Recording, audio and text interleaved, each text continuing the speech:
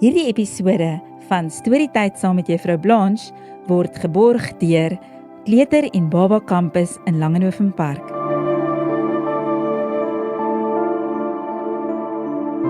Hallo maats, dit is so lekker om weer hier te wees, want julle weet wat se tyd is dit. Dis Storytyd saam met Juffrou Blanche. En vandag se storie se naam is Die Beste Troeteldier en dis geskryf deur Adrian Reynolds en Thomas Taylor.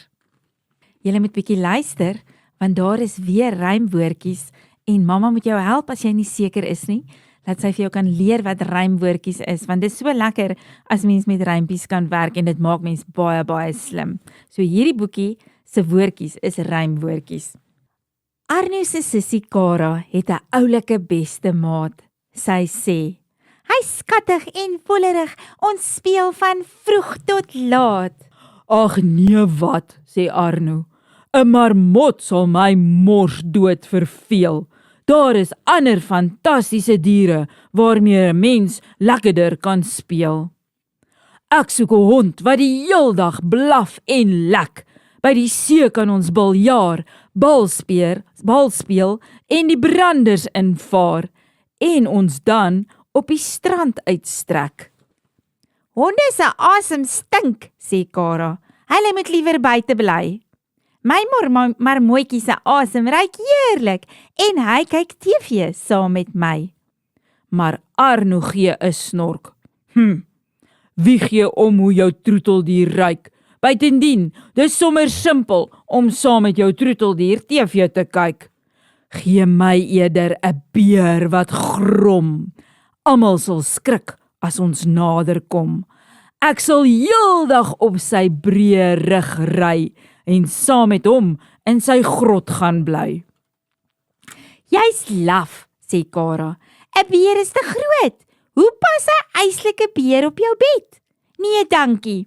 Wanneer dit slaaptyd is 'n piepklein marmotjie baie meer pret. Arno sug.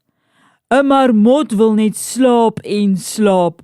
Wat moet ek met so 'n lui troeteldier maak?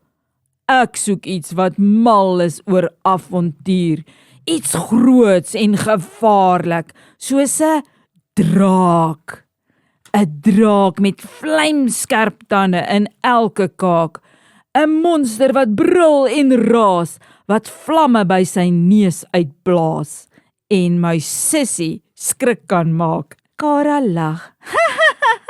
Almal weet tog drake bestaan net in storieboeke.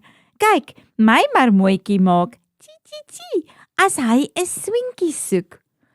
Arno rol sy oë. 'n marmot is glad nie die dier vir my nie. Weet jy dan nie dat 'n mens hoope prettige diere kry nie?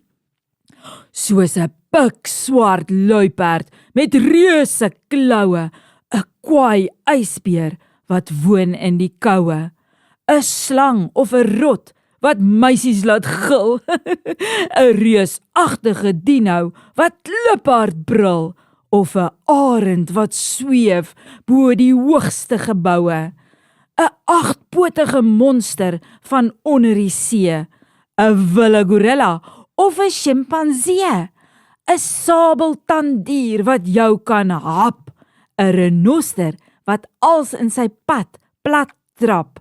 Dis die soort diere wat jy vir my kan gee. Kara ril. Van sulke woeste diere hou ek geheel en al glad nie. Sy sit haar marmot op Arno se knie. Kyk, is hy nie te dierbaar nie?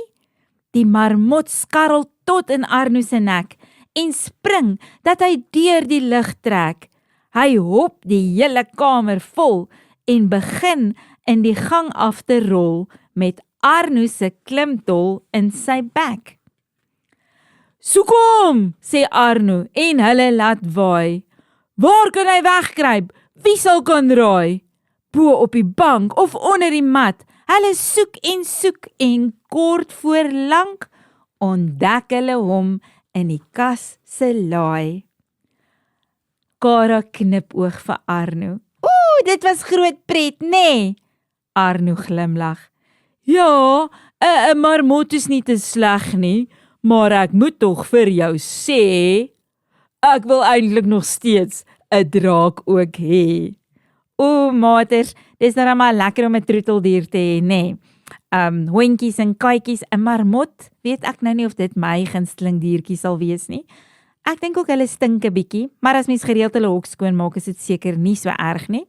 Maar my gunsteling dier is 'n hondjie. Ek wonder wat is julle gunsteling diere? So gesels bietjie met mamma en pappa oor diere, en as jy nie diere het nie, dan moet jy dalk maar vir jou 'n ou klein marmotjie kry. Dis dalk die maklikste om te hê. Ek hoop julle geniet die res van die dag en ons praat weer binnekort verder. Arrivederci maats! Hierdie storietyd saam met Juffrou Blanche was geborg deur Kleuter en Baba Kampus in Langenhoven Park.